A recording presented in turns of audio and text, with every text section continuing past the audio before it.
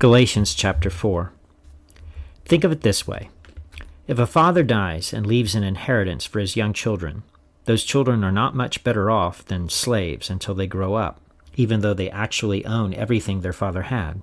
They have to obey their guardians until they reach whatever age their father set.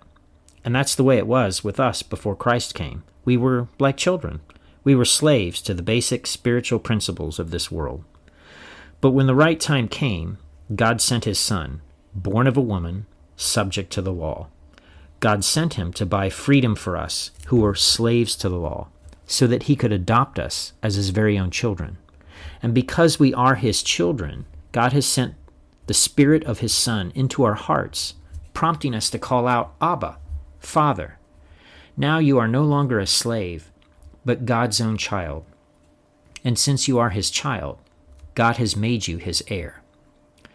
Before you Gentiles knew God, you were slaves to so-called gods that don't even exist.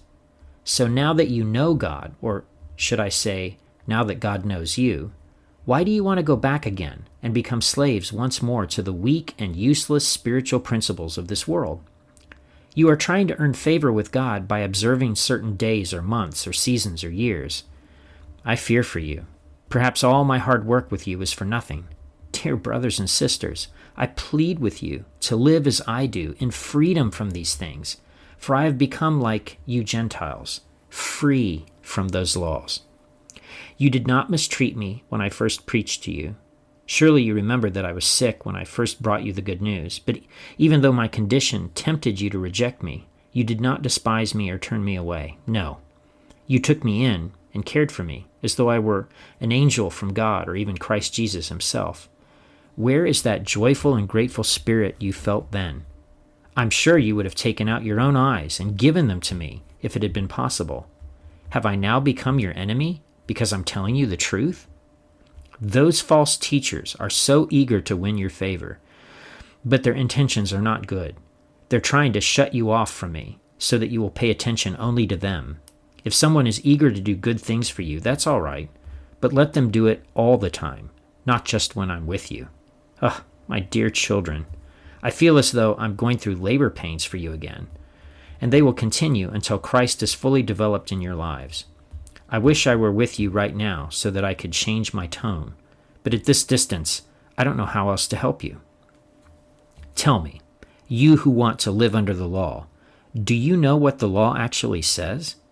The scriptures say that Abraham had two sons, one from his slave wife and one from his freeborn wife. The son of the slave wife was born in a human attempt to bring about the fulfillment of God's promise. But the son of the freeborn wife was born as God's own fulfillment of his promise. These two women serve as an illustration of God's two covenants. The first woman, Hagar, represents Mount Sinai, where people received the law that enslaved them. And now Jerusalem is just like Mount Sinai in Arabia, because she and her children live in slavery to the law. But the other woman, Sarah, represents the heavenly Jerusalem. She's the free woman, and she is our mother. As Isaiah said, "Rejoice, O childless woman, you who have never given birth.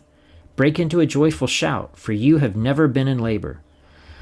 For the desolate woman now has more children than the woman who lives with her husband." And you, dear brothers and sisters, are children of the promise, just like Isaac. But you are now being persecuted by those who want to keep the law, just as Ishmael, the child born by human effort, persecuted Isaac, the child born by the power of the Spirit. But what do the scriptures say about that?